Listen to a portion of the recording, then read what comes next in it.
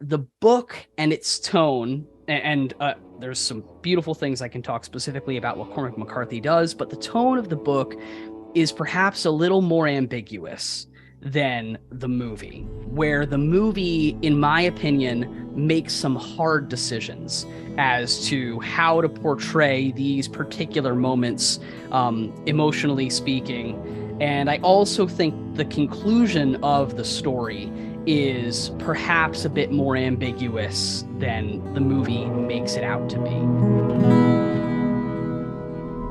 Welcome, friends, to episode 276 of the Ink to Film podcast, where we read the book and then see the movie. I'm filmmaker James Bailey. And I'm writer Luke Elliott. And this week we discuss John Hillcoat's 2009 film, The Road. And joining us in the Doomsday Bunker is Mike Whittier. He is a multifaceted SAG-AFTRA actor based in Los Angeles. He is well-versed in comedic and dramatic acting on camera and on stage. Welcome to the show, Mike. Hey, thanks for having me.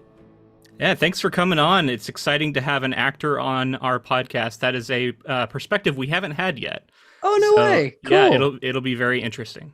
Yeah, and for this movie, no less, with fantastic performances. Mm-hmm. So this has kind of been a long time coming, just for the listeners. We're actually related. We are cousins.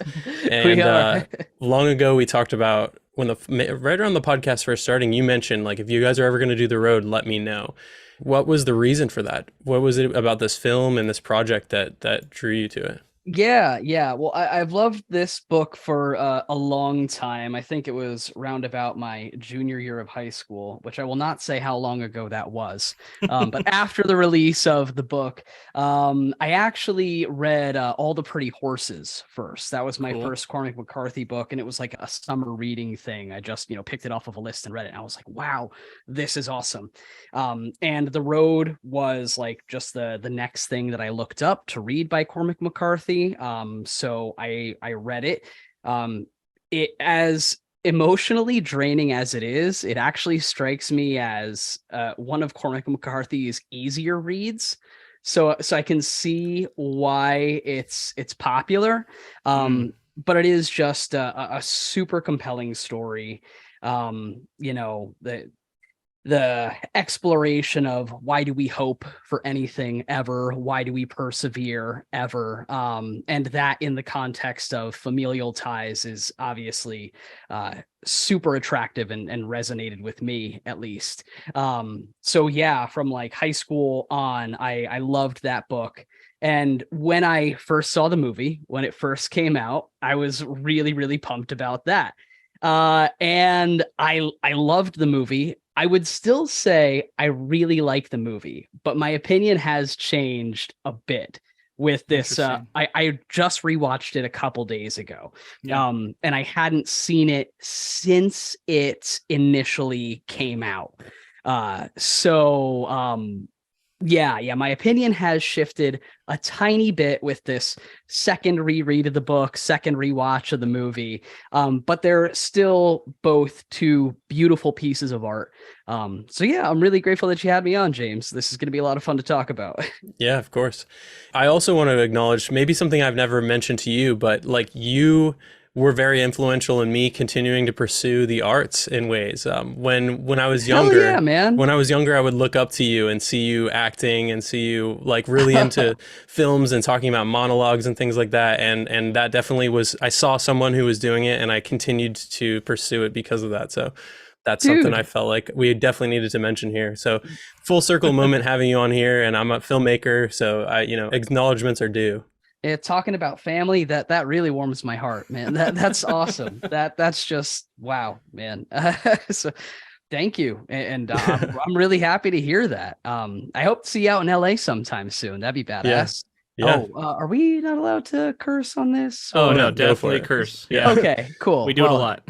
Yeah. Fucking awesome then. Okay. Yeah. James, I wanted to ask you what your experience is with this movie. Because I know that you read the book for the first time, but you'd seen the movie before, right? Is this just your second time? Yeah, this is my second time, and to be honest, the first time shouldn't even count because I barely remembered the film. And I realized that reading the book, there were like a couple of scenes that I remembered, but other than that, I just remembered Viggo and them on the road, basically. Yeah. So this was almost a first viewing for me, and I think the things that stand out to me now are the performances, I think, especially for the younger performance of a child actor, and the set design and like the way that this film, although it clearly digitally altered to look this way, has a cool look to it, and I think it's like very overbearing, which is something that you need in a story like this. Absolutely. I have also seen this before, but I had some sort of strange Mandela effect going on where I thought the movie ended in a completely different way than it does. Did you think it had the Children of Men ending? Because like I said last week, I kind of have the two. Yeah, no. Okay. It's like I don't know where it came from, but I thought it ended in a completely different way, and I thought I had a memory of that. But then the movie didn't do that, and so I was very confused. I don't want to reveal it until we get into spoilers, but we'll revisit that. So this was like a very strange viewing because I kept waiting for this ending to come that never came. Very strange. I was like, is there an alternate ending to this that I saw? I don't know. Very weird. In getting into our general thoughts here, would you recommend this movie to somebody, Mikey? Is this? I know that you said that your feelings have changed on it. Maybe get into that a little bit. Yeah, sure. Like I said, I still think it's a beautiful movie. I think it is a less truthful adaptation than perhaps I initially thought it was on my first watch and first read through the book and watch of the movie. But it is still a great movie. You're right. The art design is on point. The performance is slaughter. I think Charlize Theron is like really, really awesome in this movie, especially.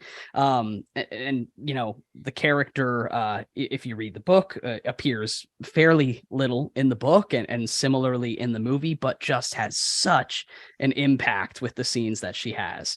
And of course, Viggo Mortenson's a boss, but he gets the whole movie to be that boss. Just really killer performances across the board.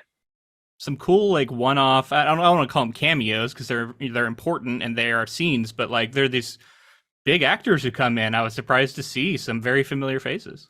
Yeah, definitely. The thief and Guy Pearce at the end, like Was that Robert Duvall? Robert Duvall, and yes, transformative, almost unrecognizable. I know, and kind of a level of physical acting that I don't think I've seen Robert Duvall do anywhere else. The kind of twitchiness in his hands, the character that he's playing being, you know, a bit shell-shocked, I guess, was super cool and not the tough guy that Robert Duvall normally plays. Yeah, he was going for it. So let me ask you, Mike, when you say truthful, are you talking about like it being faithful to the book? And if so, I want to know like your feelings on adaptations and how important that is to you. Yeah, it's not necessarily important to be truthful. I happen to be in the middle of writing an adaptation myself that is going to be rather untruthful. That's rad. So I think to the screenwriter adapting any piece of literature, it's kind of their interpretation of that piece of literature. I simply think that the book and its tone, and there's some beautiful things I can talk specifically about what Cormac McCarthy does, but the tone of the book is perhaps a little more ambiguous than the movie, where the movie, in my opinion, makes some hard decisions as to how to portray these particular moments, emotionally speaking. And I also think the conclusion of the story is perhaps a bit more ambiguous than the movie makes it out to be. So that is the sense in which I think the movie is maybe not as truthful as I initially thought it was. I remember that conversation I had with you, James.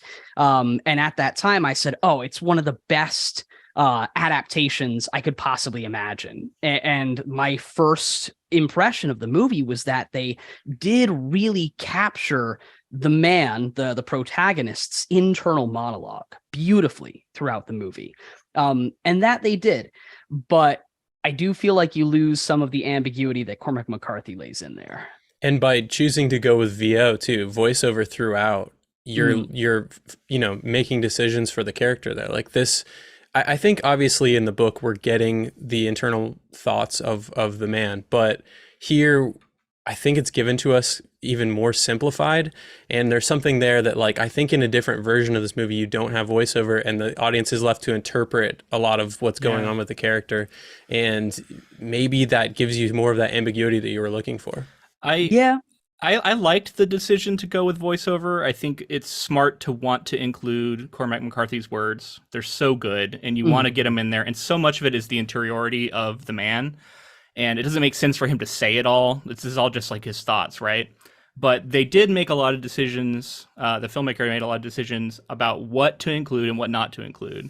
And it seemed to me that the choices that were made of what to include pushed the narrative in that certain direction. And even though a lot of it was right out of the text, not including all the other stuff, it eliminated a lot of the doubt that the man had and a lot of the like going back and forth. And he would say one thing so like strongly, and then like a few pages later he would say the counter, and in the movie would choose one of the sides and ignore the other. And so it seemed like he like had a lot more that he at least thought he had figured out about the world and about existence, and that made him a little bit less interesting to me in the film versus reading him, where I'm always really interested to see what this guy has to say next. Absolutely. And maybe that leads into something I was feeling, which was in the book, it felt bleaker. The ending was kind of a surprise in the book for me more. And I knew where the story was going, obviously, but I think there's a more hopeful note throughout this film that has you thinking, and maybe it has to do with like him talking about maybe religious allegory that's going on, and the way that it just feels like it's fated to go well near the end, whereas the book was oppressive in a way that I was like, it's all over. They're dead. Both the boy's not going to go on. Nothing's gonna help. Yeah. Can I talk about the beginning of both the book and the movie? Sure. So an example of, a specific creative choice made by the filmmaker that kind of went contrary to the book is just the opening image in and of itself. Cormac McCarthy in the book is describing the bleakness of the landscape, this black lake that they're sleeping next to. He says that there's a creature on the other side of the lake and never really specifies what the creature is. So it's just super duper creepy. Very Gollum-like creature. Yeah, that's what I imagined, honestly. Big, it's like a cave being. Yeah. And the movie opens up with Viggo Mortensen and Charlize Theron in the bright sun. They're petting horses. There's a lot of grass and greenery. And then they cut to he's waking up next to that lake. But that's the kind of thing I'm talking about, is like, that's a pretty clear choice and an interpretation from the filmmaker that establishes that hope from the get-go. Even in this, awful present that the man is living in, we first get to see that beautiful past that he's kind of longing for, and I guess has hope to recreate. Yeah. Visually, I thought that what they did with the flashbacks was perfect, right? It's so warm, so saturated, so beautiful looking, the soft light. And then to juxtapose that with what we're getting for most of the movie, which is just the grayest gray you can imagine, the desaturation level of that part of the film it's pretty, like I said, I'm going to keep saying overbearing because it is. And the level of dust and dirt and grime, they really nailed that. And the way that they're walking down the street and their shoes are falling apart, and just all of it, I felt like, and some of this comes down to costuming, production design, that kind of thing, but also Viggo as a performer, he's method acting in this role. So he lost tons of weight. He was like sleeping in the filth and dirt and sleeping outside and stuff. Is that something that you kind of like have ever considered? Is that something you roll your eyes at? I know that there's like a lot of different takes on how people feel with method acting. I can imagine method acting like that being very helpful in certain scenarios. And there are definitely, everything that I've done has been like little tiny indie stuff that nobody would have ever seen. But there are some times where I've done like a more complicated piece where like I can't, crack jokes in between takes. I need to sit in it. I need to get back to the emotion that I have when they say action that I'm supposed to have, and I need to hold on to that. So I definitely understand the kind of staying in character throughout the filmmaking process. in that sense. I do think there's a point at which it hinders the production. Like Sure. Jared Leto sending people dead pigs or used condoms, and it's just like, what the fuck, man? This isn't helping anybody. So yeah, like I heard a recent movie, Oppenheimer. Cillian Murphy insisted on being called Robert Oppenheimer or Roger Oppenheimer. I think it's Robert. I'm seeing it tomorrow, so yeah. I'm seeing it tonight. Ooh, nice. Yeah, I'm pumped. Did see Barbie first, but I also saw Barbie this weekend. yeah. But he insisted on being called Robert Oppenheimer throughout the filming process and was in costume always when he was on set and kind of just maintained that gravitas and his emotional state. And I think that's fine, especially if you want to deliver a really consistent performance. Yeah, you might need that. So to me, as an outsider looking at it, and so take that for what it's worth. It seems like it's like you got to know yourself, and you got to know like what's going to help you and what's not going to, and that's not going to be the same for everybody. Like some people that'll be great and that'll really help them, but other people are like, no, I don't need that. That's ridiculous. So definitely, yeah. The difficulty is I kind of come from like a Sanford Meisner school of acting, and the really important thing is that you have the emotions that the character has at the top of the scene. And then from there, it's all call and response. It's all reaction with your scene partner. But some scenes are really terrible and awful, and like to have that emotion at the top of the scene is a difficult place to get to. So you can't be, munching on a donut at the crafty table and then suddenly be Skylar from Breaking Bad and Walt is running away with her child, something like that. Like you can't do that. You have to sit in it to be there at the top of the scene. So while we're talking about just like the overall production of this movie, something that I think is interesting to note is when watching the behind the scenes for the production of this film, Cormac McCarthy stopped by and was pretty heavily involved in terms of like being on set, and he actually brought his son, who the film, the idea for the story developed from the conversations he had with him.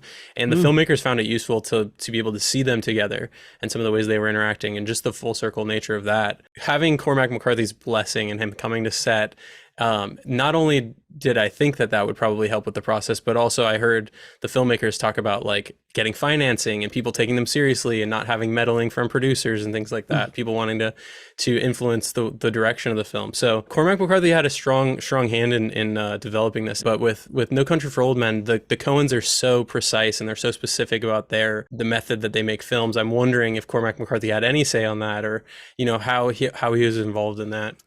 Maybe we talked about it in our episode, but I've forgotten. Yeah, it's been a long time. I think I would lean on the side of the Coens probably needing a little less push from McCarthy, but these filmmakers found it very useful. And talking about the filmmaker, John Hillcoat is an Australian-Canadian film director, screenwriter, and music video director. He's often worked with Nick Cave, the band Depeche Mode, and actor Guy Pearce. The Road, his adaptation of the novel by Cormac McCarthy, premiered at the 2009 Toronto Film Festival. His 2012 film Lawless competed for the Palme d'Or at the 2012 Cannes Film Festival. Hillcoat's film 999 was released in 2016, and in 2017 he directed Crocodile, an episode of the anthology series Black Mirror. Oh, okay, cool. Nice. I'm trying to remember which episode that was. Yeah, it was a strange one. I needed to refresh my memory as well. The episode follows Mia 15 years after she helped her friend Rob cover up a hit-and-run death, and as she commits several murders in order to cover up her past crimes. Yeah, in Scotland. Yeah, I remember that episode now. Yep. Another person we should note with the creation of this is the writer. Joe Scott Penhall is an English-Australian playwright and screenwriter, best known for his award-winning stage play Blue Orange, the award-winning West End musical Sunny Afternoon, and creating the Netflix original series Mindhunter, for which Fincher would be the showrunner and director for most episodes. No way. Whoa, I loved Mindhunter. Yeah. Mindhunter's great. I'm so mad. I felt like I had to mention that. I'm so mad that we're not getting another season of it. So am I. It's supposedly very expensive to produce, but come on, what a great show. And let Fincher have whatever he wants to make that show. Yeah, come on. Yeah. Oh gosh, I wish we had more. That's one of those that even if you're operating at a loss, like Netflix should just do it anyway because it looks good to have a show like that on your platform. we know that the streaming services are doing a lot of questionable things in and out of the news currently. So yeah. I'm starting to think they're not in it for the art. Maybe no. Yeah. On that note, solidarity. Yeah, absolutely. Yeah, we absolutely stand with the Writers Guild and SAG-AFTRA. Hell yeah. So this film had a budget of $20 million, and filming began in Pittsburgh's metropolitan area in late February of 2008, continued for 8 weeks, moving on to northwestern Pennsylvania, Louisiana, and Oregon, which is where Luke is. That's so funny. I was getting an Oregon vibe from some of the scenes. Mm-hmm. I'm amazed to hear that that's actually where it was. Yeah. I wonder if it's the scenes I think it was, too. Some of the forest stuff I felt like looked kind of like the Pacific Northwest, but yeah. Hillcoat said of using Pittsburgh as a practical location, quote, "It's a beautiful place in fall with the colors changing, but in winter it can be very bleak. There are city blocks that are abandoned. The woods can be brutal. Filmmakers shot scenes in parts of New Orleans that had been ravaged by Hurricane Katrina and on Mount St. Helens in Washington." Whoa. Oh, St. Helens. Interesting. Okay. Yeah. That's got a lot of the tree fall and stuff up there. So yeah. The abandoned Pennsylvania Turnpike, a stretch of abandoned roadway between Hustontown and Breezewood, Pennsylvania, was used for much of the production. And that's like some of the overpasses that we see. Just they use that for the roadway as well. Any word about Oregon? Was it the coast? It must have been. I don't know. I'm not seeing anything else. There's a famous beach around here that has some like shipwrecks on it. And I thought that the shipwreck that they showed looked kind of familiar at one point. So I was like, maybe it's that beach. Anyway, could be.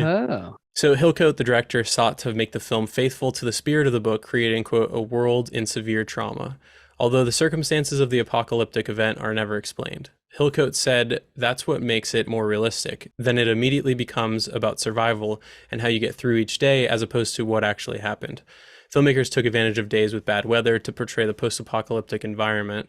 And Mark Forker, the director of special effects for the film, sought to make the landscape convincing, handling sky replacement and digitally removing greenery from scenes. Yeah, I think the effect is a good one. It definitely has that overbearing grayness to it. Certain scenes had a beauty to them that I appreciated. I don't know, it's being kind of nitpicky, but I kind of wanted a little more of that. It might have been budgetary as far as what they could afford to show, but I'm a sucker for that, like, austere beauty of a post-apocalyptic landscape and finding the beauty in a scene that's still mostly black and white. Like, we've seen directors do that really effectively. And it, at times it did that well in this movie, but other times it got a little muddled. There were times that I was trying to figure out how they accomplish certain shots. Like there's the one that's an entire lake filled with just driftwood and deadfall. I bet that's near St. Helens, honestly. That's Maybe. my guess. That was pretty impressive. And there were many times, I mean, these wide shots of the environment and the landscapes with these really, you have the actors very small on screen just to show, how small they are in this world. I was like, damn, how are that's again, goes to production design and the way that they were able to set up all of these scenes and how meticulous they were with it. I was pretty impressed with how some of it looked. And then one thing that I have to talk about too is whenever there's like three major ways that we see scenes in this, right? There's interior shots in the apocalypse, there's exterior shots in the apocalypse, and then we see the flashbacks. And whenever we were interior in a bunker or in a house or whatever, I noticed, especially with the flame, the use of like a lighter, the way that it's lit, and just thinking of fire and how it kind of is reminiscent, especially when he's in the bunkers, of like being in a cave and having a torch, and the way that like the contrasting light, that reminds me of how like this, I think it's trying to make a commentary on us returning to primal instincts and like primal man and what it was like before we had any of the technology or anything like that. So just visually, I thought that interior stuff looked significantly different than the exterior stuff. And it made for really creepy stuff too, right? Like you can't see a ton of what's going on. And the I guess dungeon scene, for lack of a better term, that was so coolly lit, and that, I will say, looked exactly like I envisioned it reading the book. Totally. Just the slow reveal of corners as he's going through with the little fire that he has. And I'm pretty ignorant to filmmaking processes, like the specifics of we need to put this light here and that light there, but I have to imagine that that's really difficult and required a lot of precision too, in terms of like, we need the light to cast this way, we need the camera at this specific angle when they're like running up the stairs and people are clamoring after them. Like, that had to be difficult to construct, and they did it really perfectly. Yeah. I love the way that the oppressive grayness really made moments of color shine, and a couple times there was this blanket they have that's like a quilted looking almost rainbow color, and I was noticing its position in each scene seemed meaningful, right? Like, who had the color, who was wrapped in color, where was it positioned, and you know, the fire, talking about that, there's a scene early on with like all these explosions and flames, and how that really stood out against all the darkness. I guess I could have done a little more with that. Like, I wanted a little more contrast. But you know, I'm just nitpicking, so that's all good. Yeah. I did. You just made me remember how much I loved the couch in Viggo Mortensen's house, and he flips over that cushion, and it's like he's back to his childhood again. It's like he's sitting on the same couch because the bottom is so not ashen and so much, you know, brighter. That was cool. I don't even remember that being in the book. Do you remember if it was? Or? Not that visual, I don't think. That seems like something that a filmmaker puts in there, knowing that it's a visual medium, right? I also, speaking of that same scene, love the shot where we were getting his reflection on the TV of him sitting in the couch. Oh my God, that's such a drip. There's like a dark drip that goes right down the center of his face. How many times was he sitting there watching TV on the couch, and how it feels so alien now in this apocalyptic world. Yep. So moving into the plot here, I'm going to read 3 sections. The first one starts, a man and his young son struggle to survive after an unspecified catastrophe results in an extinction event, causing the death of all plant life and virtually all animal life. The man and boy travel on a road to the coast in hope that they can find safe haven, scavenging for supplies in their journey, and avoiding roaming cannibalistic gangs armed with guns.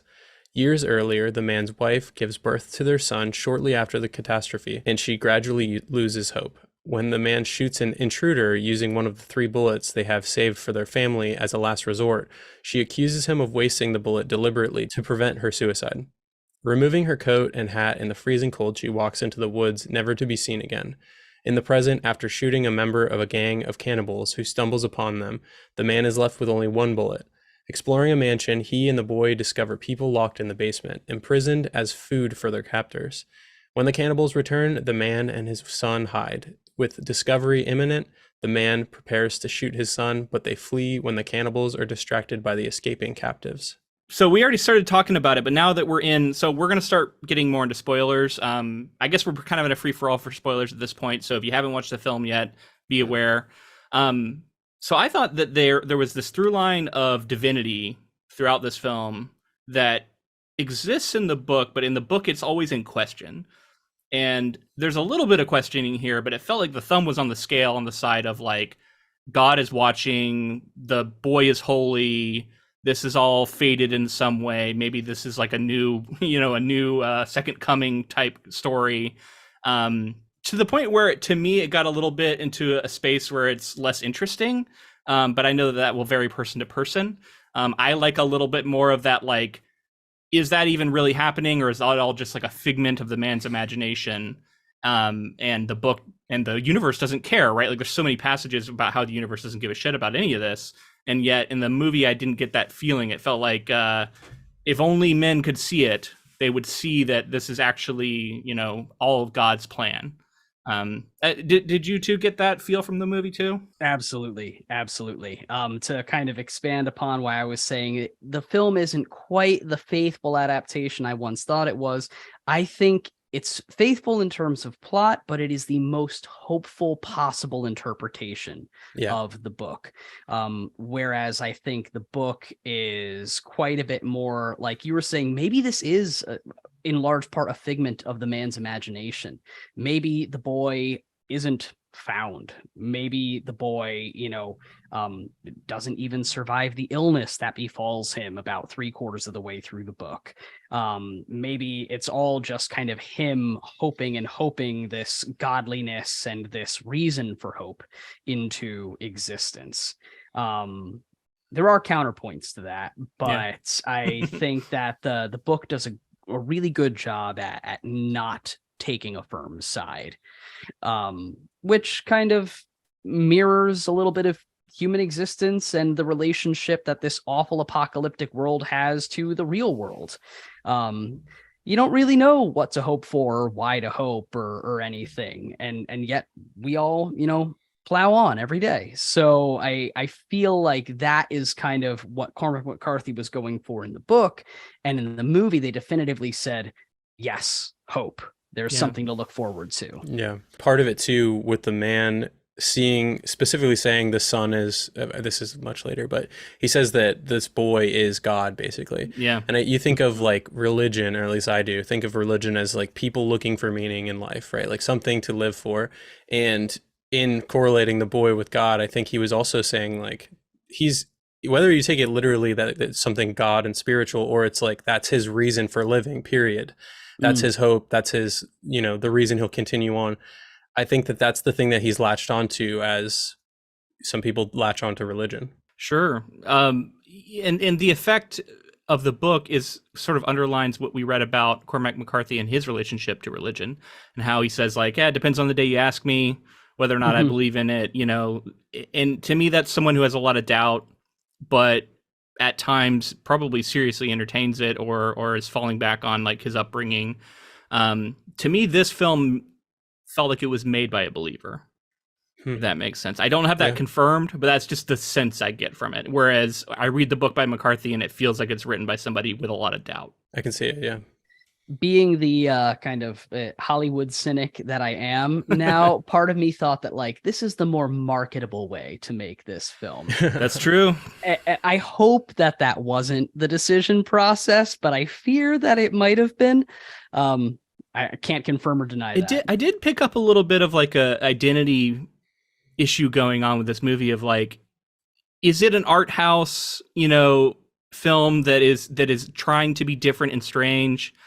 Or is it trying to appeal to like post-apocalyptic fans in a more broad way, get them to come out to the theater? Because I remember like the trailer for this movie did not do a good job of conveying what it was actually about.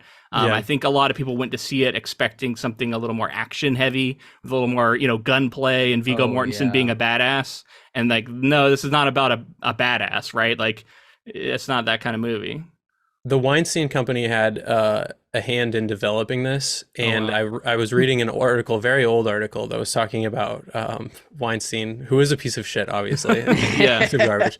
Famously, the person who was writing the article was visiting with Weinstein when he was developing the trailer, looking at the trailer, deciding on trailer stuff, and he chose to lean into like a survival action sort of thing, whereas that's kind of not what the film is about. So you might be picking up on something there in terms of it being more marketable in ways. I think that I thought that the identity crisis of this film a little bit was they were trying, and I don't think that having the specific scene in the book that technically isn't a movie spoiler because it's not in the movie. There's a scene in the book that Luke and I both said stuck with us. And it's horrific. It's the most horrific thing that can happen in the book. And it's that there's a baby who's possibly going to be cannibalized, or I think they scare them off. Okay, yeah. So I think it's like roasting. It's on a spit. Roasting. Yeah. So that was omitted, and I understand. Part of me understands like not having that. And honestly, I didn't miss it in this movie. I don't think the movie would be better if it had this scene. Yeah. But I do think that was a decision that they made because they were like, "Is this too far?" And I was left thinking like, "Is there?" This story already is doing everything you can possibly do that's too far. So to kind of pull punches in different areas felt like an interesting take or approach to this. And I'm not even saying the baby thing is specifically the breaking point on that, but it just felt like, maybe leaning into the hopeful side of the story versus the more bleak and the one that would leave people with an existential crisis or, contemplating their mortality more. I don't know. So that scene in particular ties into another observation I have about this movie, and that the man repeatedly allows the boy to look at death. He looks at the bodies hanging in that early building. He looks at the corpse under the blanket as he pulls it off of him. He says, "Nothing you haven't seen before." And that was a direct contradiction to the book to me. because repeatedly we see the man trying his best to not let the boy see this stuff, because he says, be careful what you put in your head, because once it's in there, you forget what you want to remember and remember what you want to forget. And this movie went away from that. And then it's interesting to me that scene was the like manifestation of that, of like, be careful what you wish for, like, because now that's a scene I'm never going to forget. I've read it in that book, and it's horrific, right? It's like the most horrific scene in the entire book, and it pushes it to 11 for that reason of like, this is more horrifying than you can even imagine. And it's interesting that the movie chooses that one scene to omit, when everywhere else it's been forcing the boy to look at death, and us as the audience instead it decides not to show us that. It like takes mercy on us, I guess. I don't know. It just feels like it's kind of at a contradiction with what I thought the themes were of the story. Well, yeah, I agree wholeheartedly. I there was another, what I think was a betrayal, when the man is reading the story to the boy, and they're talking about things like chameleons and animals, and I thought the book, the man kind of shielded the boy from anything having to do with how abundant or lush the past was. Am I right about that? Maybe. He definitely tells some stories. The line about how he told stories of like courage and the world from before, I think is the same. So it seems like he has shown him some of that. But there is also like lines where he says like, don't think about that. Focus on your present. Don't let it, because it's a distraction. Right. Yeah. Is the line he says when he's like, you think of me as an alien, or you think my world is alien, or was that from the book, or was that just in the movie? Right. I mean, it's kind of from the book. I don't know if it's line for line, but there was definitely a similar exchange. Yeah. I think that's, and we talked about this last week, but that's such an important thing to know too, is thinking of a child who has no context for what, like we're talking about, like a lush green world and all these animals around, what that does to you psychologically. And I was reading that, there's the moment where the sun is sort of like spiraling, taking crayons and doing spirals on the paper. And supposedly it's reminiscent of a famous David Chim Seymour photograph from 1948, where a psychologically disturbed child Holocaust survivor drew similar circles with messy lines to represent home. And I thought that, like, just thinking of like what that does to a child, not like living in a world like this and being taught about humanity and morality and being a good person, when, as I said last week, like it's almost a disadvantage to be that way in this world, when you could be leaning into some of the rougher sides of humanity and the things that people are capable, brutal things people are capable of, might allow you to live longer, survive longer. So, the messaging of the story ultimately comes down to like, if you're going to survive, do it with the morality of trying to continue humanity in some way, or is that a fruitless effort? Like, is that even worth doing? Yeah. Well, definitely the book asks that question, is it even worth doing? I think the movie would say yes. Yeah. I think clearly the movie yes. definitely does. Yeah. So the cellar, right? With the cannibals? Mm-hmm. Yeah. So yeah, you already touched on that a little bit, Mike, but just what a harrowing sequence. We see, I agree, that looked like just kind of how I imagined it. I even like the moments where Viggo is walking past the signs, and the man is walking past the signs. He's not seeing the shoes. He's not seeing the hooks, and the boy is instead seeing it and reacting to it, and how that builds up that anticipation. So it was really cleverly set up. And then I thought the payoff was good. I was a little bit surprised at Viggo for locking him in there after he escapes, but it ended up working out for him, because they then escape, like, I guess a moment later, and cause a distraction so that he and the boy can run out of there. But I was like, damn, that was pretty cold to see all those people down there and then just shut them back in and like move the table back on top of the cellar door. Yeah, well, that, if anything, is more faithful to the book, if you ask me. There are a handful of times, and we'll talk about later in the plot of the book, where the man has to choose himself and his son over somebody else. Yeah. Or maybe even opts to choose himself and his son over someone else's well-being. So we should talk about Charlize Theron and a lot of those flashbacks that we get here. I agree. I think she was incredible in a limited amount of time. We did get a little more of that relationship. We got a few more scenes of sort of the fall and I liked how there was like there was still color in the room that one time when she's sitting at the piano, but the glass is just completely gray and ashen, and you can tell that it's just outside the glass. And it tells me that there was a period where they were just kind of going on and trying to pretend like the world was going to get better on its own. And she was the first to really see it for what it was. I think it seems like the man went into that survival mode sooner, and she was a little bit more like thinking long term about it and going, there's no point to any of this. Now, I think the message of the movie undercuts her pretty bad, and it makes her seem short-sighted in a way that the book doesn't, because like we don't know.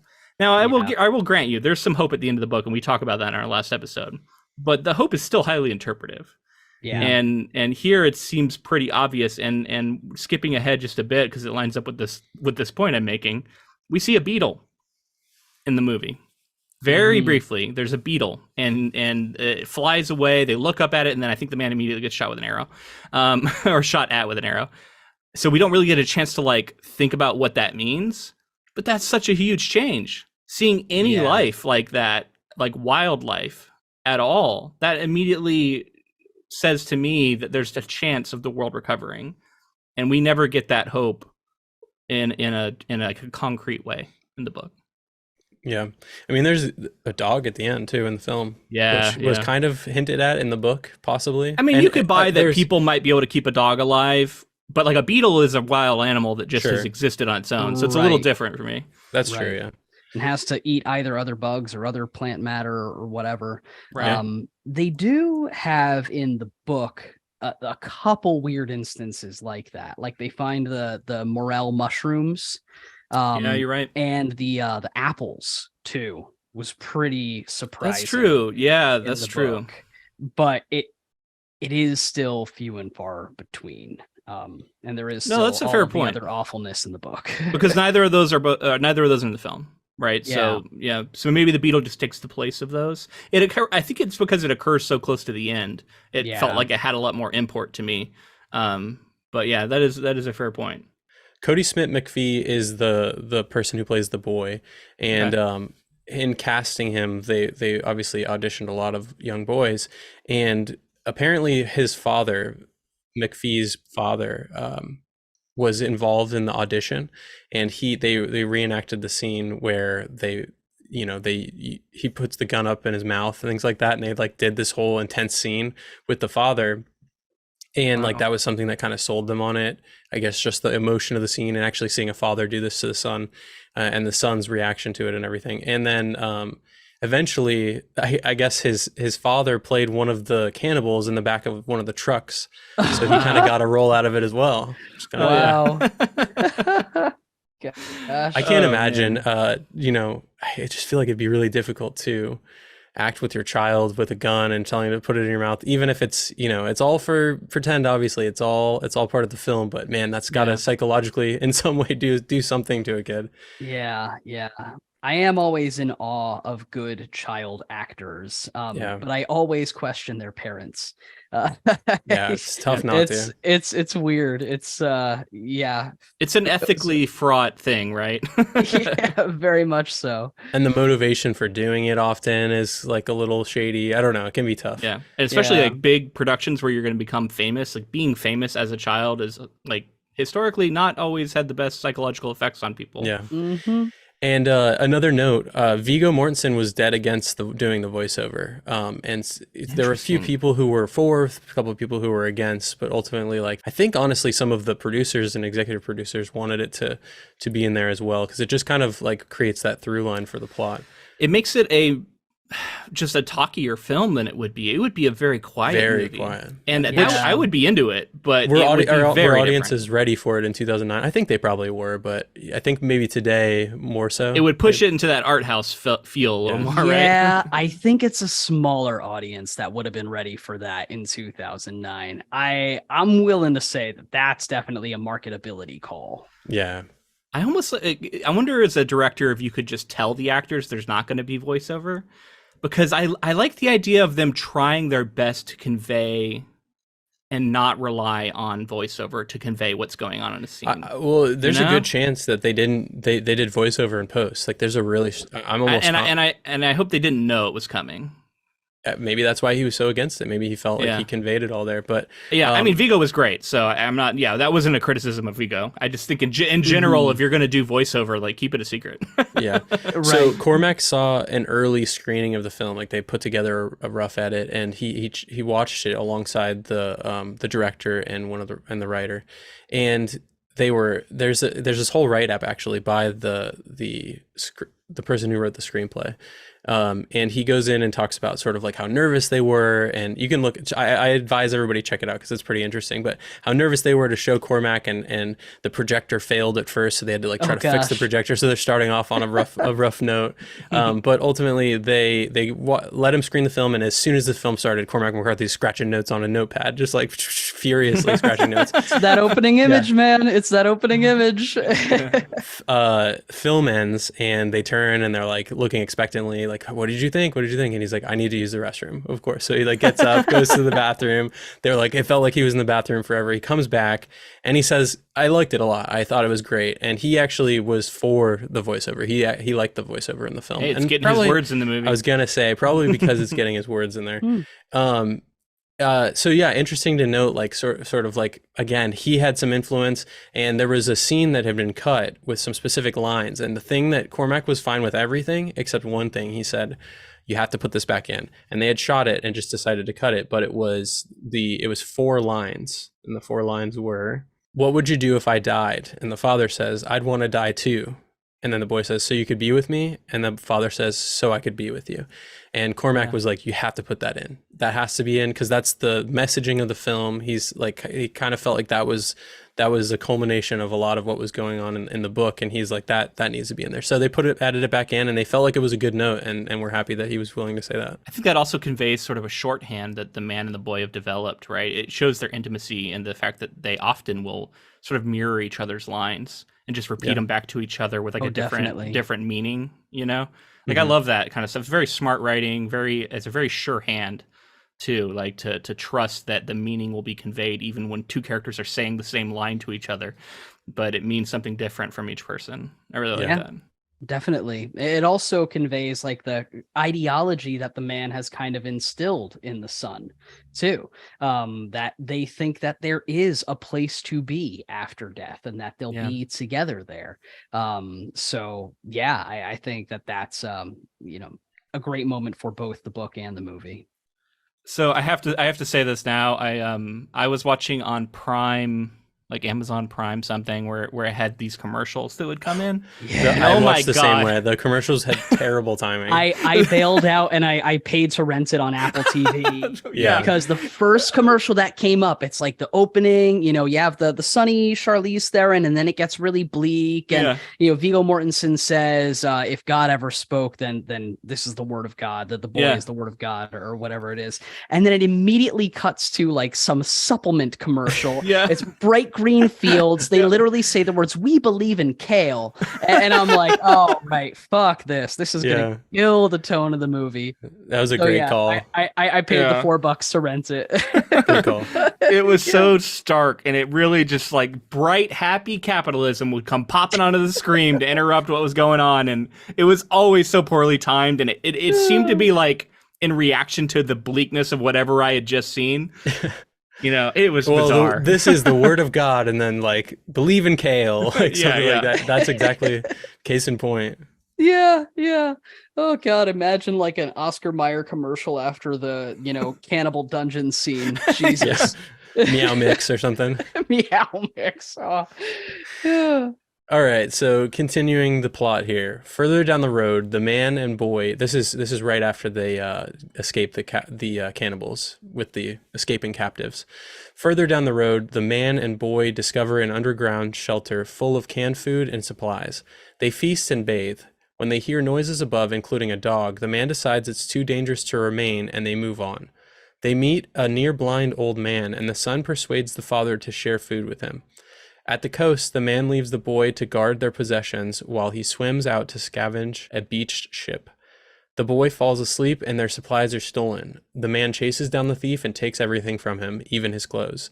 This distresses the boy so much the man turns back and leaves the clothes and a can of food for the thief. So I want to back up a little bit before we leave it behind, but there's a moment when they're at the house. It's the man's former house, and the boy sees the other boy.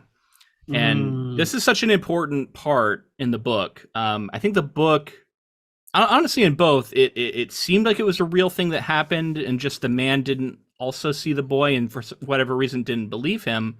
But in the film, it really felt stronger in the sense of like that was a real boy.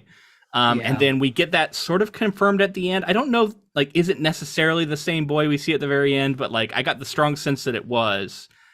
And then we also omit the whole like metaphorical conversation they have, which I literally teared up reading the book this last time I read it, where the whole thing as the man's on his deathbed is he's talking to the boy, and the boy says, is the boy going to be okay? Was he lost? How do you know? And like, he's kind of talking in metaphor about himself, and we lose all of that. And we instead seems like it's kind of a real boy that the man just didn't believe in. And so the change there like shifts that whole metaphor. I just wanted to note here, this is where it sort of gets seated, right? Where we first see the boy show up. And I guess we can return to it at the end, because I don't want to get too into the end just yet. But any thoughts about how the meeting of this figment of the imagination, perhaps boy, was played out in the film?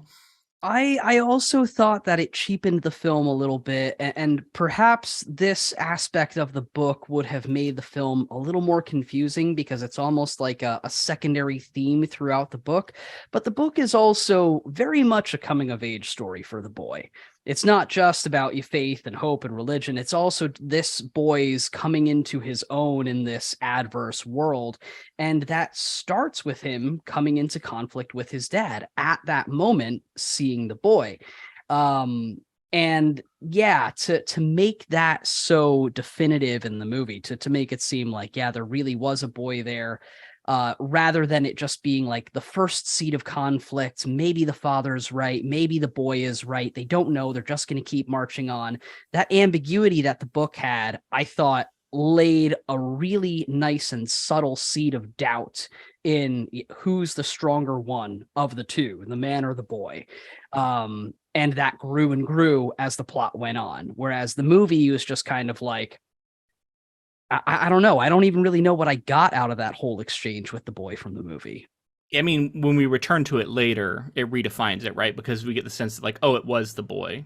At least that's the sense I got from the movie. I did too. Because they say that they had been following them for a while. We know that the dog is what they hear. Speaking of the bunker, they hear a dog up there. We see the dog at the end, and we think, oh, so that's what they heard. That's the group that's been following them all along. There is this other good group that the man was unwilling to engage with because he was so afraid. And that's that conflict he has with the boy over and over again, where the boy wants to believe in the goodness of people and the man doesn't want to because it's too dangerous. And yeah, that just really like tips it into the scale of like, well, he should have listened to the boy because there was this other good group they could have joined with if he had just been open to it. We've already touched on this a little bit, but he repeatedly leaves people worse off than he finds them in a really brutal way, but he kind of tells the son the opposite. He's like, we're the good guys. And the ambiguity as far as that's concerned is like, it's kind of a perspective based thing. And when we get closer to the end of this section here, we see this person that he's taking revenge on this person because of what this person has done, to the extreme, the thief. Yeah. And the way that like he's said all of these things, and you can think of a child as being innocent until corrupted by outside influences, and nature versus nurture kind of thing that we talk about often on the podcast. I think that this boy is inherently good, and then is also having a father who's teaching him good things.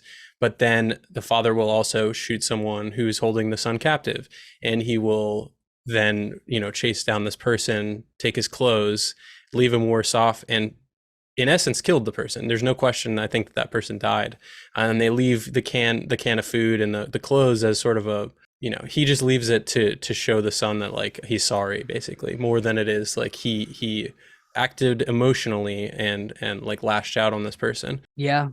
Quick point, that's Michael Kenneth Williams, by the way, playing the thief, and who, rest in peace, he just passed away a couple years ago. And he's been great in like everything I've ever seen him in. He was in The Wire. So good in The Wire. Lovecraft Country. Lovecraft Country, which we covered. Yeah. He's such a good character. Like that character had a lot of depth too. Yeah. Yeah. So good, and he does a good job here with a very small role.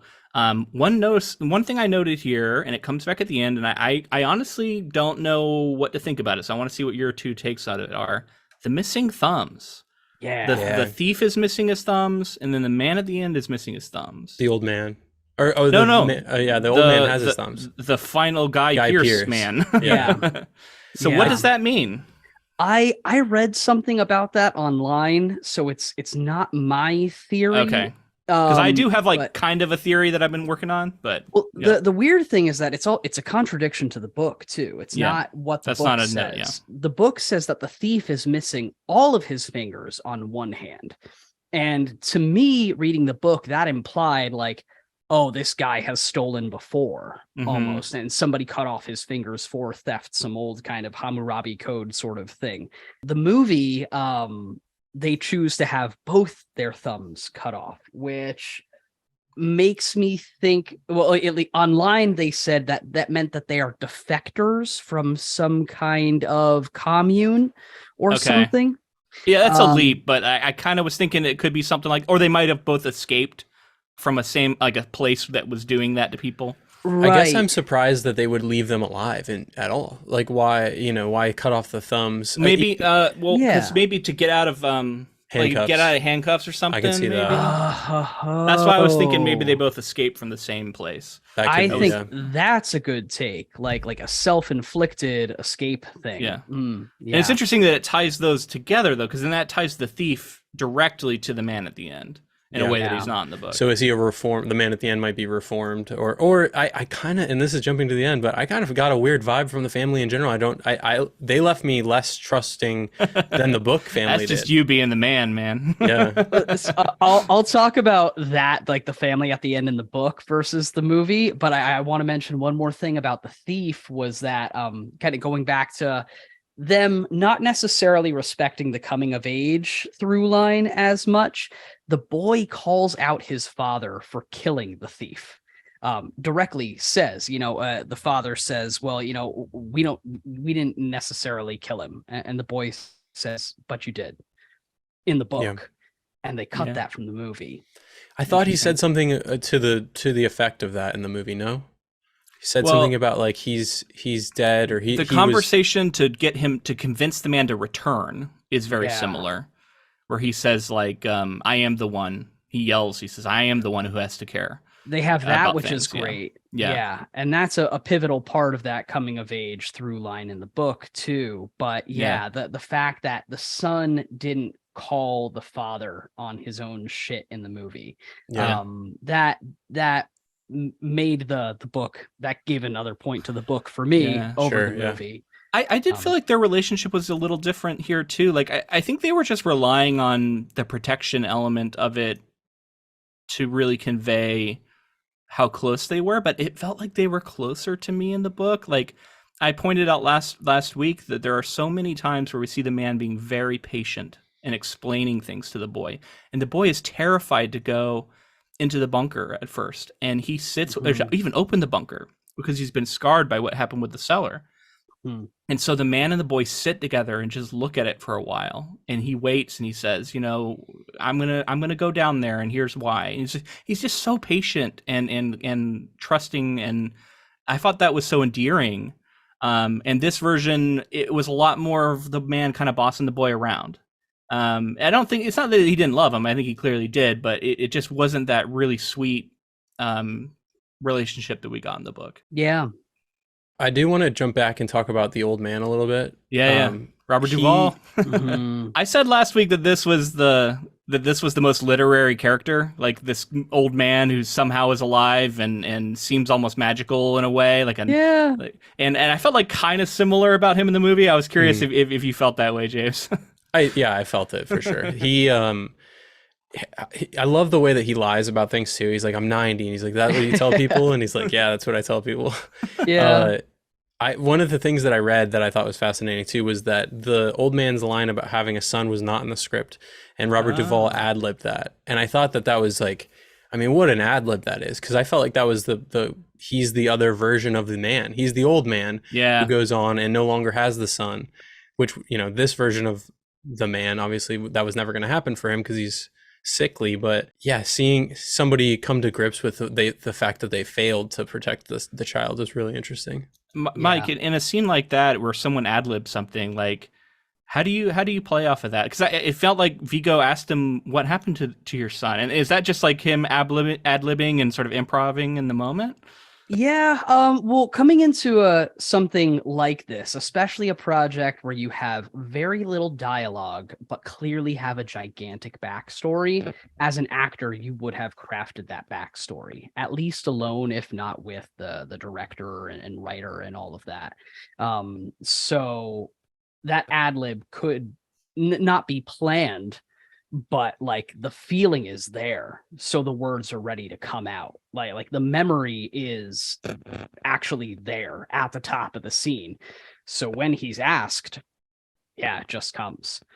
Are you asking though, like how would you respond to an ad lib like that in a scene? Or yeah, I'm just curious about it. It's you know, it's an interesting process to me because we always hear these stories, right? And some of them are like legendary about, oh, that wasn't in the scene. That was a complete ad lib by Robert Downey Jr. in the moment, just said, I am Iron Man. You know, like all this stuff, like, you know, there's some of it I kind of roll my eyes at because I'm like, was it really that unplanned? But maybe, and like it's the stuff of a legend when it comes to movies, right? We all celebrate these moments like they're somehow really special, and I guess they are in a way. But I was just curious, like, yeah, your actor's point of view on that stuff. Yeah. It depends on the project. It depends on what kind of permission the director gives you. I think it also depends on like who you are as an actor. Like, yeah, Robert Duvall can show up on set and he can throw a few words into a script and nobody's going to say anything about it. Might it end up on the cutting room floor later? Yeah, sure. Might it be gold and become a really compelling moment in the movie like it did? Absolutely. So yeah, I've had some instances on set where a director will be like, hey, this take, just do whatever you want. Kind of just, you know how to get from A to B, however you get there, you do it. And I've had other projects where it's like, you must be word perfect. You must be word perfect to the script. But I can imagine somebody like Robert Duvall, a scene that's that emotional. Yeah, he can play with it. And like in the moment acting it out, sure. Yeah, you get caught up and you just say shit that comes to mind. Yeah. I could see there be like a moment where it's like, oh, that was great. I want you to say that from now on. We're going to do a few more takes, say that every time. Or it's like, maybe that was just one time he did that. And then when they were looking at it in the edit, they're like, actually, I really liked that. We're going to use it. You know, it probably, I can see that being like the director and like, how do they want to push for something that's outside the bounds of what they expected? And then there's other directors that are probably so specific, right? Like, isn't Tarantino like he hates improv? Like he wants exactly what he has written to be what's in the scene. That sounds like Tarantino's kind of attitude. Yeah. Yeah, totally. Yeah. I just listened to an interview that Jonah Hill was doing. I forget. It's kind of an older interview, but he was talking about working for the Coens, and I forget if it was Joel or Ethan, but they walked up and like put their arm around him after many scenes. He couldn't get the exact words from the script, and they put their arm around him and they were like, "You're fucking killing me. Just say the words exactly as they exist." and then he compared that. He talked about being in, that was for Hail Caesar, and then he talked about being kind of similar thing with, I think had like a cameo role in Django. And then he compared it with working with Martin Scorsese, and Martin Scorsese on like Wolf of Wall Street was like, just like really into the fact that he was improvising throughout the scenes and stuff. So yeah, it kind of comes down to the project and the filmmaker, I think. Ultimately, like Mike said too, if you're Robert Duvall, you probably have some more sway in the situation. Yeah. But I will say, I think we have a lot of those improv stories of some gold coming out of an improvised moment because they are so genuine. Because those lines pop into a good actor's head coming from a purely truthfully emotional place, which is why they play on screen.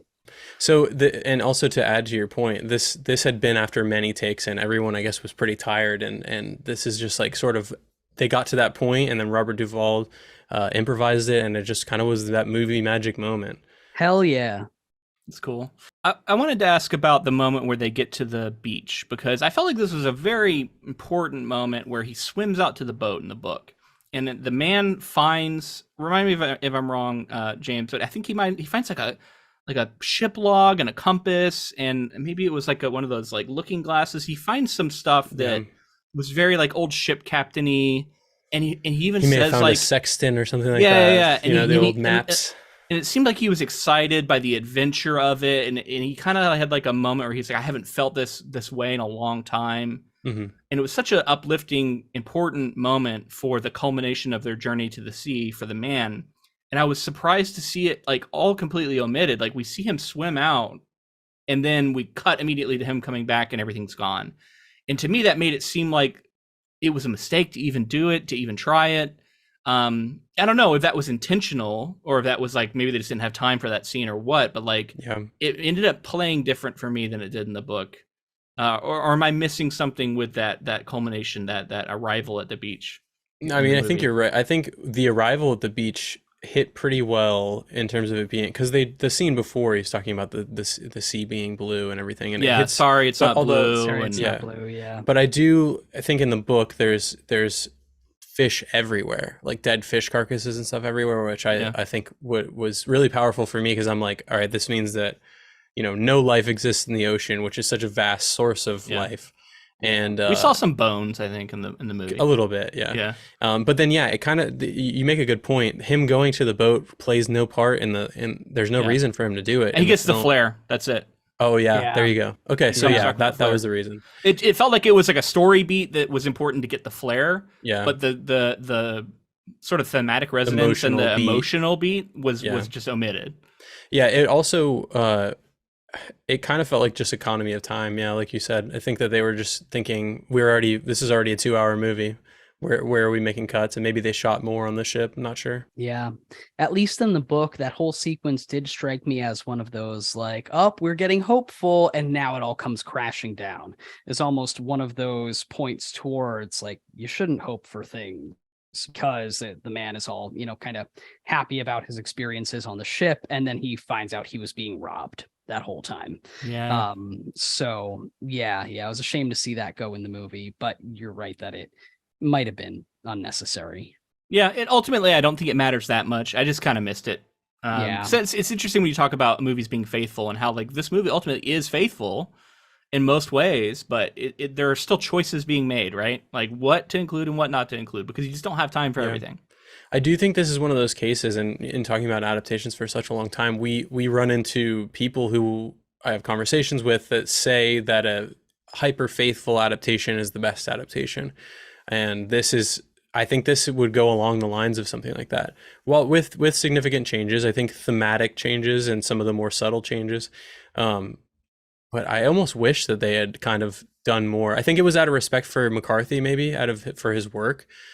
But I think that can kind of still put, I don't know, a governor on the engine of this film a little bit. It's gonna hit all the beats that you want it to hit, and unless you expertly are able to have a similar voice to McCarthy, which I feel like is almost impossible. Yeah. The film may fall a little. It might feel a little more hollow than the source. But. So you're saying you wish they had actually done more changes? I do. I kind of wish that they had, and I don't know that like changes to the plot were necessary, but maybe changes to the way. It's funny because a few of the times they did make some changes are moments that really stood out to me. Like we talked about the cushion scene.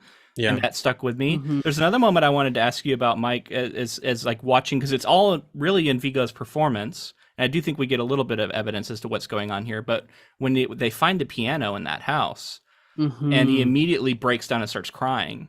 Yeah. And we'd seen like a flashback where he was chopping up the piano. Mm-hmm. And I think we saw Charlize there and actually playing the piano. Playing it at one point. So I'm making the connections there. He's thinking of his wife. What was your read of like that emotion? What exactly was happening there? It was beautiful. That was one of my favorite moments in the movie. And it's I think one of those reasons why Viggo Mortensen maybe didn't want voiceover, because an actor can convey, like, I'm looking at this piano and thinking about, a 20-year, 15-year history with a wife that is now passed away. Yeah. And you can kind of see all of that history in that moment. It was absolutely beautiful. It just like brilliantly performed by Viggo Mortensen. A wife that he's had to like cut ties with in ways too for survival reasons. That how tragic that is. And also like there's like a quick blink and you miss it moment, but they're having to cut up the piano for firewood or something like that. And the way that it's really impactful when he thinks about like, I can't help but draw the comparison to Station 11 because I love so much how that played with art and in an apocalypse and survival and what it means to survive if there isn't something like a piano to express yourself and like how that's such an inherent part of humanity. That's where my mind went too, because I detected guilt too in him breaking down, and I thought that maybe he was thinking about how much his wife loved the piano, and then his decision to say, no, we got to chop this up for firewood, and how in the moment I'm sure that seemed like the most important thing to do, but maybe in this moment he's regretting that he took away her expression, and maybe wondering if that contributed to her losing hope. I think that was one beautiful bit of physical acting on Viggo Mortensen's part in that split-second shot where he's chopping up the piano. It doesn't look like he's just dutifully doing it to get some firewood. It looks like he is at the high point of a fight, and he's like, "Fuck you, we need this swing." It looks like they've been arguing about it, and you can see it on Charlize Theron's face too. Yeah. So that like split second of emotion, it gave that whole idea that it was a point of contention that they had fought about, and then of course that gets that emotion back out of him when he sees a piano again. Yeah, and then he plays it right, and he tries to say, and he says, "Oh, your mother could really play." And to me, in that moment, it's him regretting like what. Maybe that choice that he made. Yeah, absolutely. All right, moving on to the last bit of summary here. As they pass through a ruined town, the man is shot in the leg with an arrow. He kills his ambusher with a flare gun he found on the ship and finds the archer's female companion in the same room. The man thinks the archer and woman were following them, but she claims it was the other way around. He leaves her weeping over the body. Weakened, the man and boy abandon their cart and most of their possessions. The man's condition deteriorates and eventually he dies. The boy is approached by a man with his wife, 2 children, and dog. The wife explains they have been following the boy and his father for some time and were worried about him. The father convinces the boy he is one of the, quote, good guys and takes him under his protection. All right. So I want to talk about the creepy family a little bit because, Mikey, you mentioned you wanted to talk about the differences between the book and the movie versions. Yeah. So I do think that the book as a whole stays really ambiguous. And one of the best vehicles for that, and it's something that Cormac McCarthy uses in a whole bunch of his books, is this lack of punctuation, lack of quotation marks, and he doesn't always indent a new line of speech. It'll just be at the tail end of a paragraph, and we kind of figure out that like, oh, that's a thought, or maybe it was said out loud, or maybe it wasn't. That's the kind of thing that you only get off of the page from Cormac McCarthy. But that creates a lot of ambiguity as to the tone of lines like "we're so happy to see you" at the end of the book and all of that. So yeah, the book has that ambiguity about hope throughout.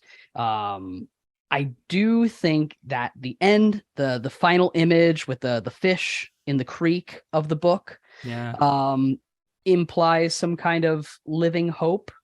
But I will say specifically the mother's performance at the very end of the movie, she almost looks like she's looking at a turkey dinner. So I don't know if I'm reading that wrong, if that was the actress's intention. I mean, it's powerful and believable either way. Did they say we were worried about you in the book? When we were following you? Because we were worried about you with your dad is such a weird thing to say. No, so I don't think in the book they were following them at all.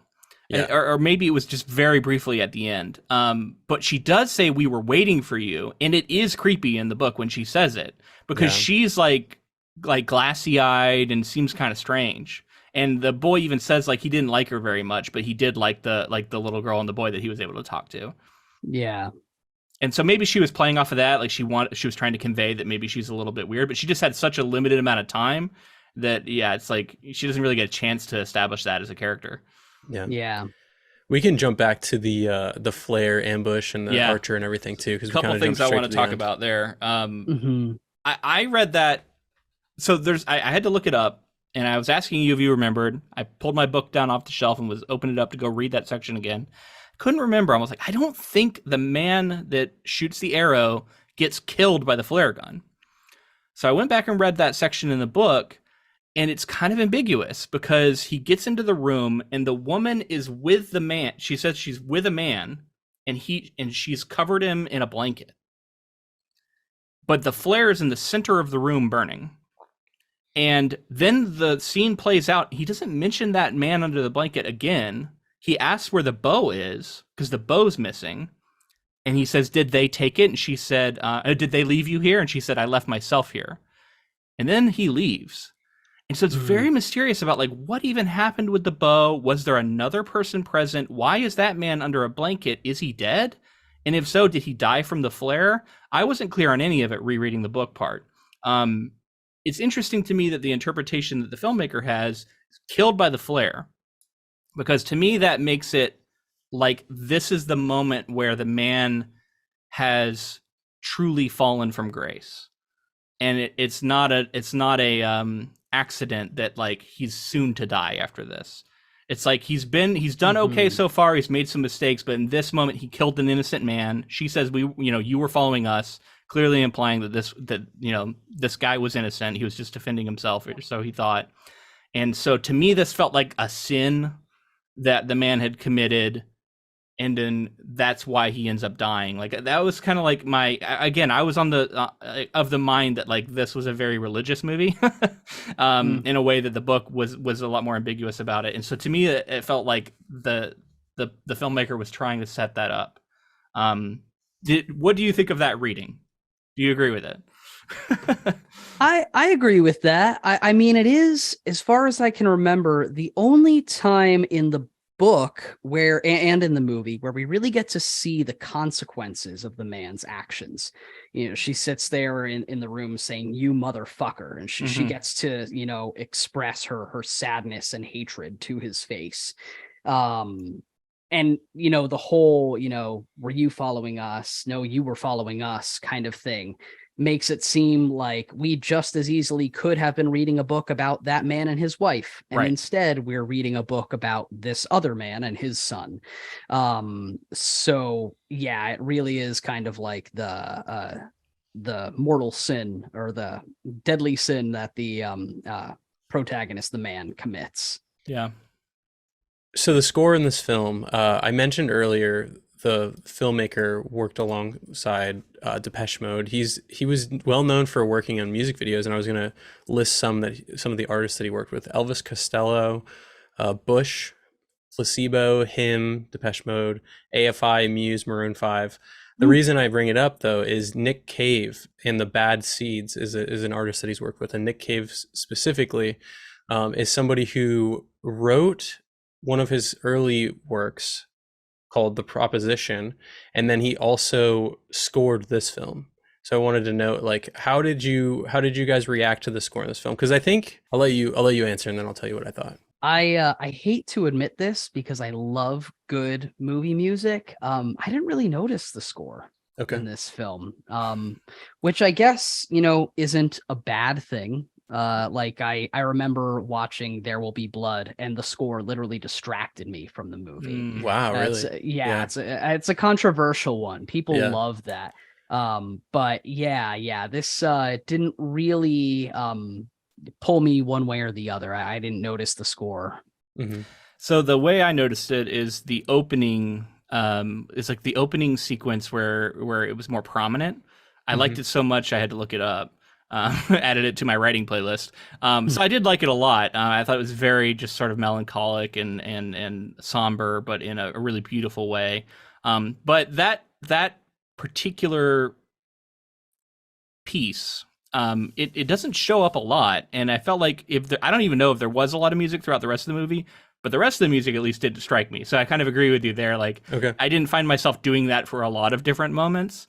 But just that one piece I did really like. I think it's called The Road. I think it's the name of the song, and I really liked it. Yeah. I'm glad that you made the distinction between the stuff in the flashbacks and the stuff in the rest of the film. I thought the score fit the themes and what was going on in the flashbacks better than it did the rest of the film. And the rest of the film, it felt like it almost had a hopeful tilt to it. And I kept thinking that this is like subliminally giving people that same thing that I've been talking about, is that this film just set out to be more hopeful with an inevitable ending of them escaping some fate, at least one of them. And I don't know, I felt like it was a little heavy-handed, I guess is what I would say. And there are specific scenes, like there's the scene when he's pushing the ring on the edge of the highway, and he's like pushing it, and I just felt like the score was a little too much for me. Interesting. I don't have a particular memory of that music at all, to be honest, at that part. Yeah, I almost would have preferred it to just be like sounds of the scene and letting it play out in the drama of the moment, instead of kind of being influenced that way. I do feel like if I try and remember the very last scene with the mother looking at the boy and everything, I feel like it was in a major key. I for whatever reason, that's like, if I try to envision it, that's what it sounds like, and that might be one of those things pushing me towards, this movie is a little too hopeful. Mm-hmm. The final moments between the boy and the man, I think it's important to look at. That was the moment I was referencing much earlier on with the blanket, because they laid the blanket in such a way that when they're looking at each other from a certain angle, it almost looks like a rainbow going between the two of them. I thought that was really clever use of color, because it's just in the background, but like if you look at the scene, like it's all gray, you see the two faces, and then you just see this little patch of color going right between them. So I thought that was a cool little clever way to do that, and a callback, right, to the scene with the waterfall rainbow. Yeah, yeah, totally. So I love that, and I thought it was a sweet moment. I was frustrated that they changed the man's final words, and it goes back to what we talked about with the boy that he had seen, because in the book, and I read this last time, but he just briefly he says, but who will find him if he's lost? Who will find the little boy? And the man says, goodness will find the little boy. It always has, it will again. And that's his final words in the book before he dies. In the movie, he says, you have my whole heart, you always did. Yeah, I feel like the movie chose closure of the relationship over closure of the theme. Yeah. They chose to let it be about the father and the boy instead of about, hope at large. More cathartic for general audiences, maybe, like, yeah, to get it so that they can have that closing moment with him, versus like something that's getting at something larger, maybe. Yeah. I also wonder how many people would have gotten that the boy is talking kind of about himself in that moment. I feel like that's one of those things. If I were a movie producer, I legitimately wouldn't know what to decide. Like, are people gonna get this, or are people gonna think that like we're weirdly talking about this other boy from earlier in the movie, and that's the last scene between the father and the son? I get it, man. And so often I feel like in great art, though, it's like you got to take a chance sometimes, right? I know. And but it's hard. Like, I fully admit it's hard to know or to guess what the audience is going to think. Yeah. I get it. Yeah. I love that. I think that's what makes Cormac McCarthy's writing great. Right. But yeah, Hollywood has a broader audience to contend with than most literature. It's interesting too, because even a movie like this, I almost feel like studios know inherently that it's not going to make a ton of money and it might not make its money back. This was a period of time where I feel like they were making movies that for the love of making them, but then they still would take certain shortcuts to make sure that it was still marketable, and it was still like, it would still appeal to the masses more than it would be difficult. I think we're in an era now where you could take a chance, and I guess it really depends on if you've done the legwork throughout the film to set up this metaphorical moment. And if it's that kind of movie, people might know what's going on. But if you didn't, I think the movie almost doesn't do enough metaphor to set that up. So maybe that was the decision-making process, was like, we this is kind of supposed to be more simplified version. And well, then if they knew they were going to make the change, which they do, and imply that the boy at the end is the same boy he saw, that changes everything about that line, and you can't really use it. So I could see why, another reason why they decided to get rid of it. But I mean, today, maybe this is an obvious thing to say, but like, I feel like A24 has made like weird interpretive movies popular again. Not just them. And you can have lines that people are talking about. And I'm saying that's reductive. I'm sure there are a lot of other great, directors and studios doing that. But it's like, I think there's a way you could do it that would work. Anyway, I wanted to talk about the Mandela effect and the weird ending I thought existed in this movie. And I have a theory about where it might have come from. I thought the man shot the boy at the end of this movie. My memory was that this version was much darker, and that it ended with the man saying there's no hope, and he kills the boy. And I don't know why I thought that happened, because that is not how this movie ends. But I think I know where it might have come from. Do you have a guess, about to James? say that. Yeah, I don't want to say it though, because I think it's a spoiler. It's a spoiler for that movie. But I know which movie, and I'll say it's a Stephen King property. Yes, and that's all I'll say. That's it. I think that movie got in my head somehow, and like I know that movie distinctly, and like I know that that's that scene from that movie. I don't know why I thought that this movie ended in a similar fashion. Can I confirm with you guys after we stop recording what because I think I know what it is too, but I'm curious if we're all on the same page. Or we could just cut it. Do you want to bleep it? We'll bleep it. Yeah. Is it? No, that's not what I thought it was. Oh no, huh? James is right, because it's a Stephen King adaptation. Yeah. It's. Oh yeah. Now I'm like, in my memory of the movie is that it's different than that, but that it has a similar outcome. That he ends up killing the boy, but then like regrets it or something, or kills himself. I don't know why, but like that was my memory of this movie. It's not how it ends, so I don't know how interesting it is, but it's just a weird Mandela effect thing where I thought, because I think in the last episode I referenced it, and I'm like, I think the movie ends in a lot darker way. Do you remember that? In the episode I say that, and I'm like, that's because I thought it ended in that way, and I thought it was hopeless at the end. This movie is completely not hopeless at the end. In fact, it's more hopeful than the book is. Yeah. So I was so wrong, and I don't know why. It's just weird, the shit that we think we remember. Because if someone had asked me about The Road, that was my memory of how The Road ended in the movie, and I was just dead wrong. Very weird. Okay, so as we wrap up here, I think we should move into our vote and talk about which we prefer, the book or the movie in this case. We'll have Luke start. All right, everybody knows it, so I'm just going to confirm it. I'm a book first guy. Love this book. Read it multiple times now. My copy's all marked up, and it's just I return to certain passages again and again. I love Cormac McCarthy's writing. I know he's not for everybody. A lot of people, give him flack and don't like his very particular style, but I like it, and I like that he's bold. I like that he takes chances. And I would have, as we've talked about, I think I would have liked a little more ambiguity and a little more risk taking from this movie. That being said, amazingly acted. There's many moments that were visually striking that will stick with me, and there's a lot to like here. So it ended up being closer than I thought it was going to be, because I did like this movie a good bit. But yeah, for me, it's the book, hands down. The film, I thought, had a lot going for it. It's visually striking. I love the desaturated look, even though some of the CG looks a little hokey at times, just because of the nature of the time period, I think. For the most part, it holds up, and these like really striking like vistas of, I guess it's not really vista, it's like there's like a lack of color and just destruction, and a lot of the haze that they pump in, and the way that the dust is just like ever present and the ashes all over them. And again, the performances are incredible. For a child actor to pull this off, and some of the material that was being asked of this person, however scarring it was to this young boy, I think he gave a great performance. And as we've said, Charlize Theron was great for such minimal screen time. And to throw in another little fact that I read here while I'm wrapping up, she was told, the director basically said during the birth scene, he was going to go source actual birthing mothers the sound of that. He was going to take that and sound mix it into her birthing scene.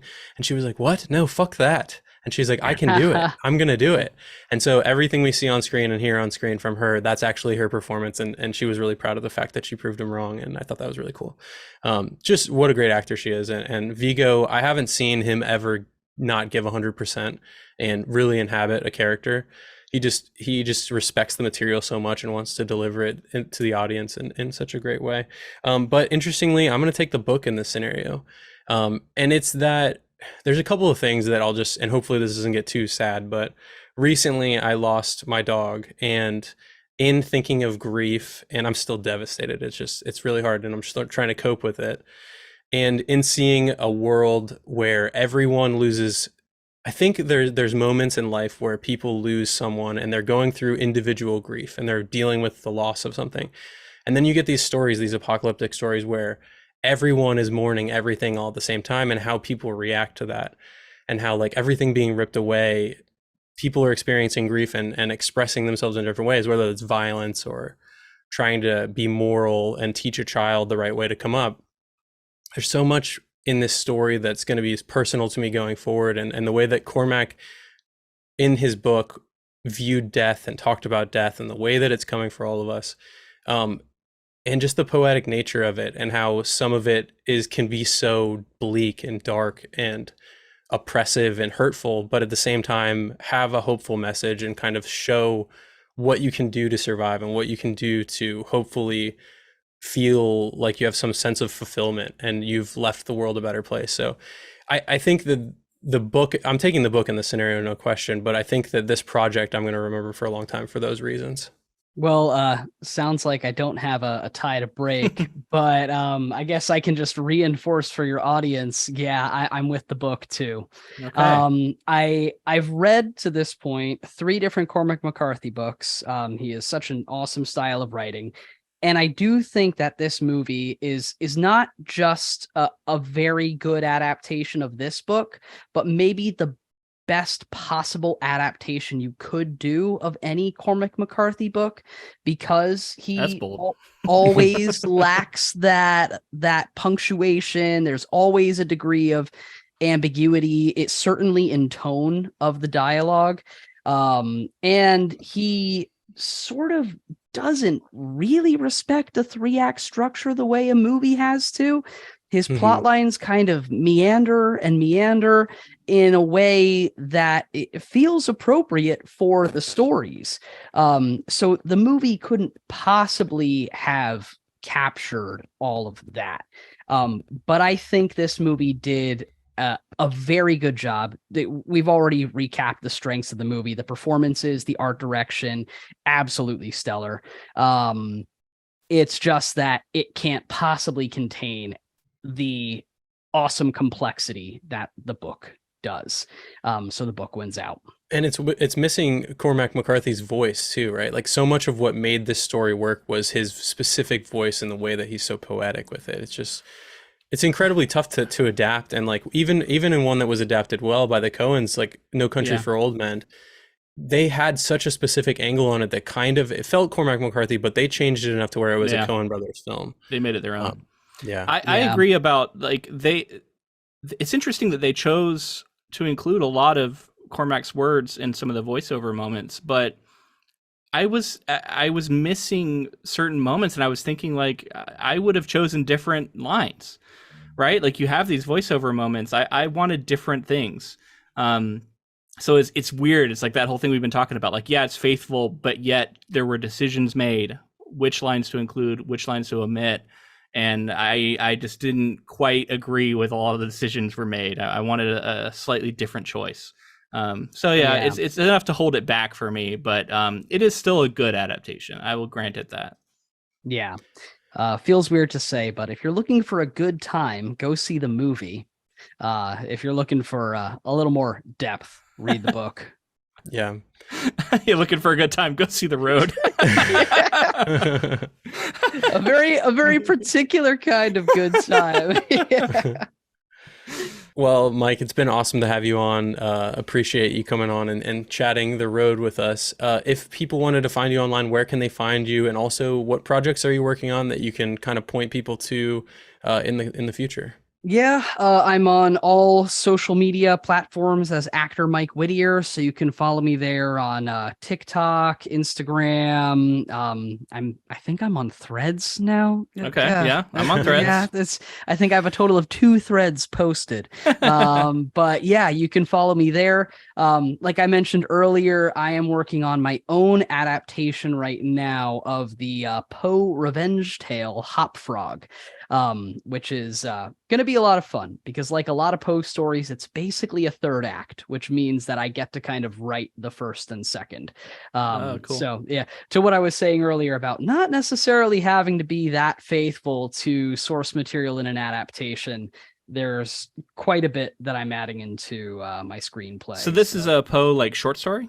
Yes. Yeah. And that leaves a lot of room for a filmmaker to come in and interpret it themselves, right? Yeah, exactly. The short story itself is kind of like, bam, this thing happens, it's crazy and brutal, and then it's over. Yeah. So the movie kind of explores how could this have happened and what are the consequences. At least that's what I hope. So very cool. Sounds awesome. That's rad. I'll be looking for that. That's awesome. Yeah, thank you so much for coming on, Mike. This has been a lot of fun, and it's really interesting to have that perspective of somebody who's acted on the other side of the camera, because that's something I know nothing about. Well, thanks again, both of you, for having me. I know Blood Meridian's been greenlit. I bet that's going to be held up for a while, but let me know if you guys ever do that.